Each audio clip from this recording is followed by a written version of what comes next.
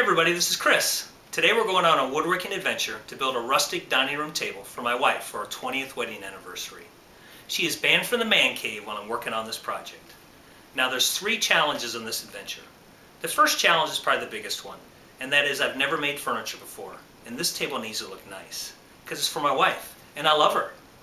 The second challenge is I want to use chestnut and walnut. Now the chestnut tree was nearly wiped out by disease almost 100 years ago. So the only place to find it is in old barn beams. So I need to find some reclaimed chestnut barnwood. And the last challenge is, as always, no power tools. Electricity, overrated. I only use hand tools, and the older they are, the better. So the best way to enjoy this video is keep the volume up and the distractions down. I hope you all enjoy the anniversary table. This guy supposedly got some chestnut. He's got a big chain across the front, no trespassing. We'll see what he's got.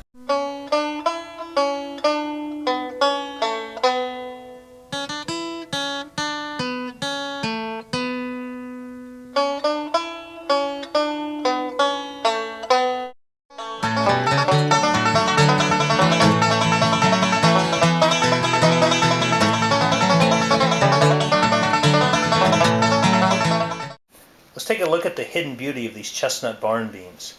Here you can see this end has been very weathered, even some bleaching from the sun. But you do just a little bit of planing and the grain really comes out. Then when you treat it with some Danish oil, it's just beautiful. So that's what we're going to be doing, is planing this wood down and bringing out the beauty.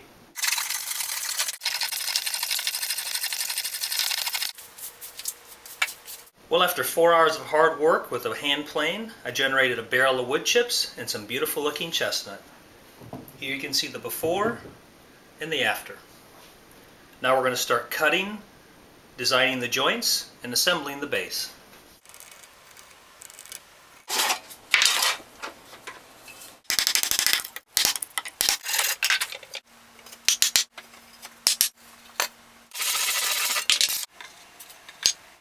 Well, I've completed the leg support structures, and now I'm going to work on the joints for the beams that will connect these two together. Let's get started.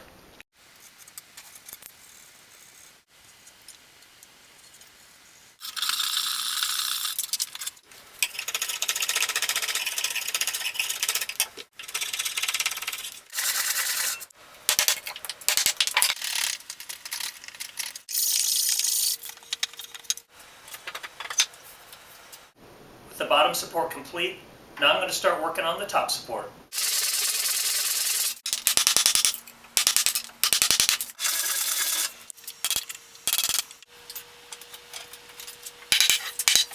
The next thing I want to do is install this horizontal support into the top beam.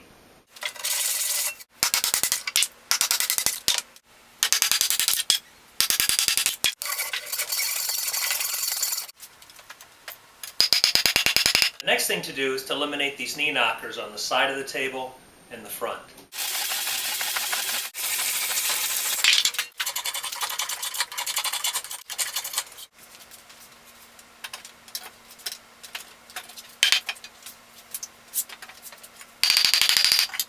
The last thing to do to finish the base is to install these diagonal supports between the top and bottom beams. It's going to be a little tricky though, because I'm not using screws or nails to hold this together, so everything needs to lock. My goal though at the end is that an elephant will be able to dance on this. So let's give it a shot.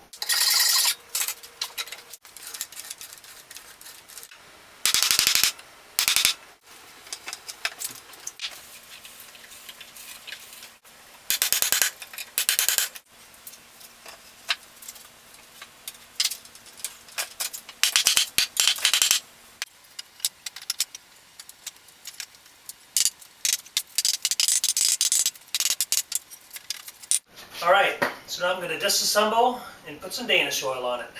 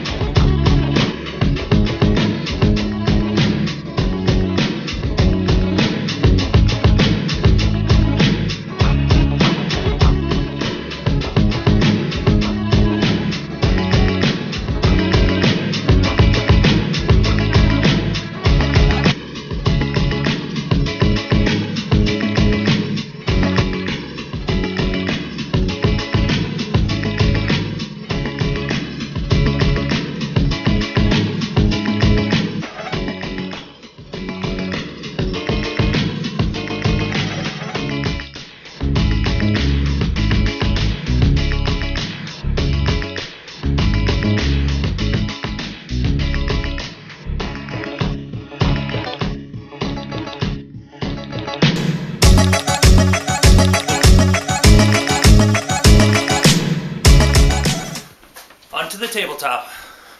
This guy's got some rough sawn walnut.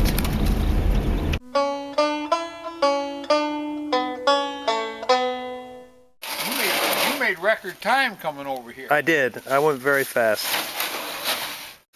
Well, I dug into the stack and got out the best stuff I thought I needed for my table. Getting loaded up now.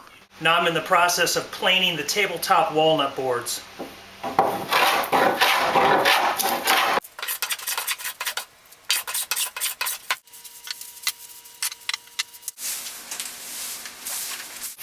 This is my apprentice Greg, and he's fine planing the walnut with the scraper. How you doing, Greg? Piece of cake, Chris. All right, keep up the good work. Now I've got both Greg and my daughter helping. How's it going, daughter? Piece of cake, Daddy. All right. I've completed the planing and the joining, and now I'm going to do the breadboard ends.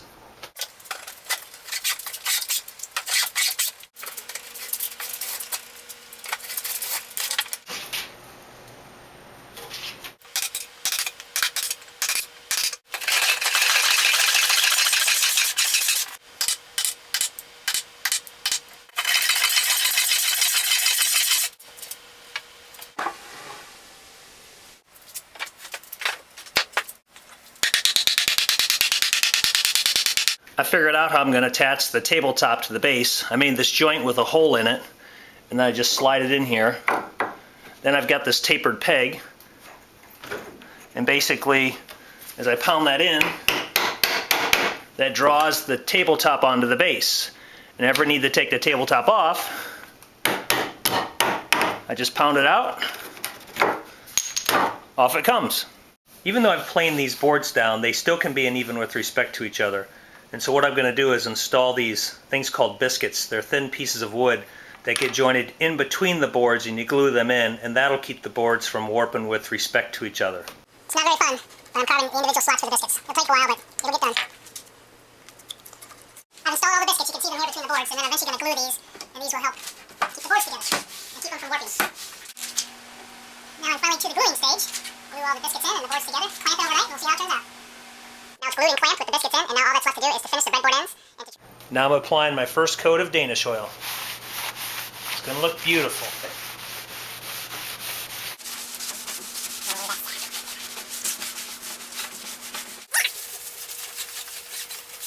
Now we're going to move this table up into the dining room, and I have 3 apprentices with me tonight, Todd, Greg, and Rick.